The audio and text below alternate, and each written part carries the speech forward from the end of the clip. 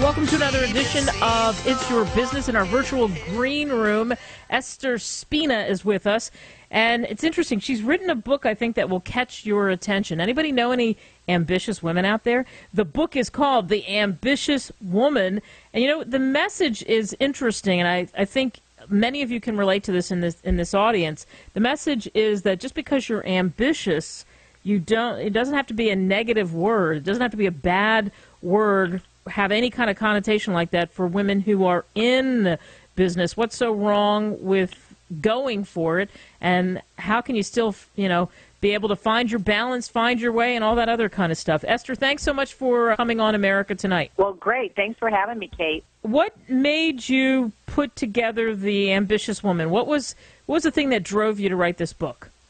Well, Kate, actually, it wasn't an overnight decision. It was a culmination of years working in the business world and mainly working in a man's world, through beginning with my husband's construction company, outside sales in a male-dominated world, and then in direct sales, male-dominated. And I think I found out being ambitious is one of the traits that you need in order to be successful. Like, have you ever heard of, it's not wrong when a man is ambitious, right? Like you said at the beginning, people think, oh, that's great, he's so ambitious. But what comes to your mind when someone says, oh, she's ambitious, she's so power hungry, she's just trying to be whatever? And so I think through the years, I learned that being ambitious is a great thing. Then actually it just means showing a strong desire and determination to succeed. And what's wrong with an ambitious woman? No, but it seems for some reason that the culture is slow to change on that. Do you think that's true in some ways? Well, I think it is. I think it is changing. I think because as more women realize their worth and their value, that they will rise above and continue to push forward, that they don't have to be stopped or hit the glass ceiling, per se, when they're in the business world or in anything that they do. So through the last 2 years, probably I started thinking about all the experiences that I had learned and how I did succeed in a man's world in 3 different professions.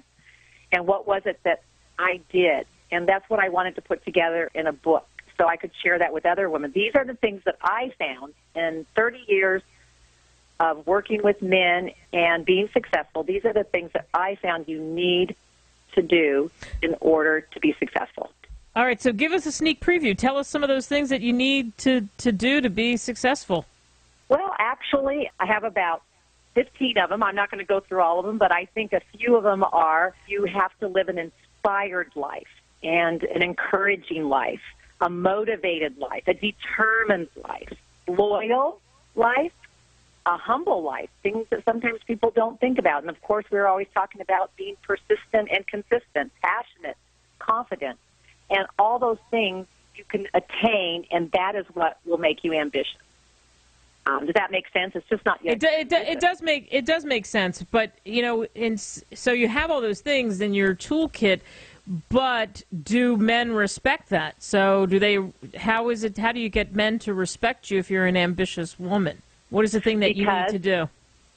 Well, you need to be successful. Okay, there's nothing worse than a woman that touts all her abilities around and doesn't produce.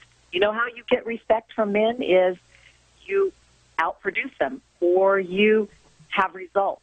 If you don't have results and you're late all the time or you can't produce what you need to do, then of course you're not going to get respect. And it takes time, though. Even once you start having success, some men are not exactly, happy about that. But you just keep going because they can't deny numbers. They can't deny success. I think the culture is changing because there are a lot of men out there that we've got a lot of powerful women.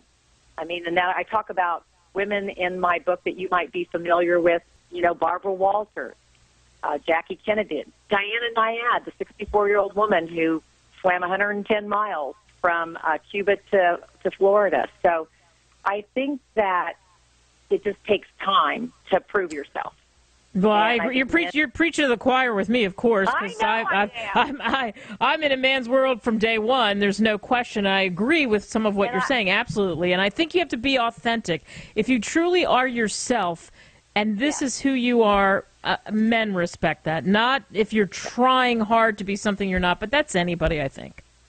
Well, yeah. Why? I just thought about that. Sure, Kate. I mean, you've interviewed, been on sports. One of two women.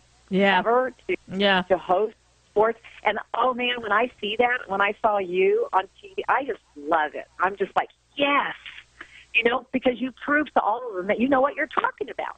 Now, if you got up there and didn't know anybody's names and you stumbled all around, I don't care how good-looking you are or what, you're not going to get the respect.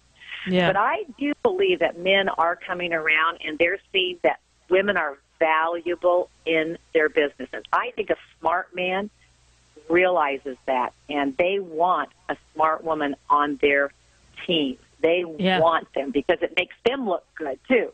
Yeah, I agree. Did you read Sheryl Sandberg's book, Lean In?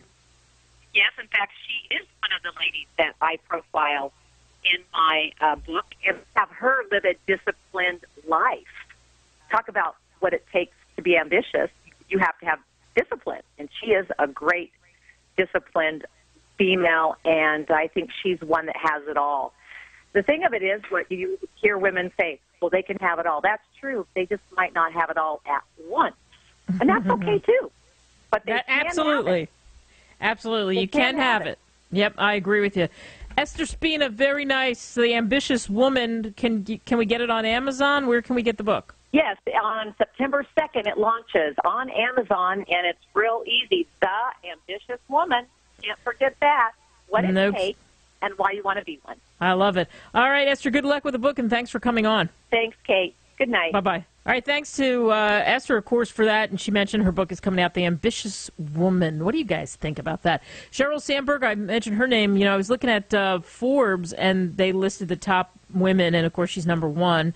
She's been the Facebook COO for 4 years, and she went through that whole $100 billion IPO that happened, and she is on the board of directors obviously for Facebook and has climbed an interesting ladder. And then there's others too. If we were looking at the top of the chain, at PepsiCo, they've got a female CEO, and I know that she's incredibly popular. And certainly the list goes on and on of women who have climbed to the top, but it's just kind of a question of the balance, like we were talking about there, living a balanced life. How many of us have a balanced life? Even the chairman and CEO of Kraft is Irene Rosenfeld, and I know that she kind of grew up through the whole business ranks, and she ranks up there in the top 10 of Forbes, and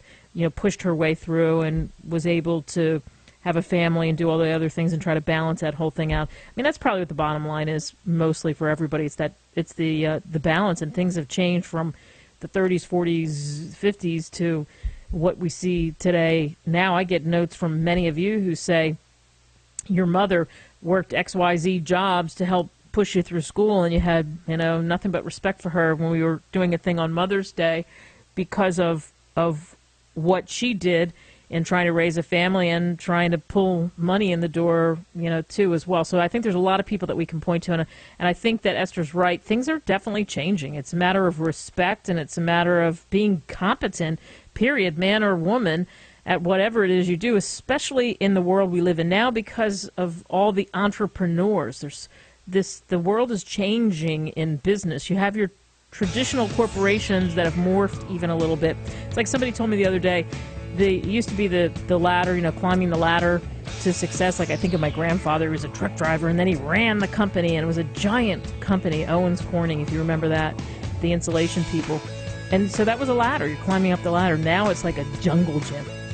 So it's maneuvering the jungle gym. Anyway, stay with us. Much more to come here on this version of America Tonight.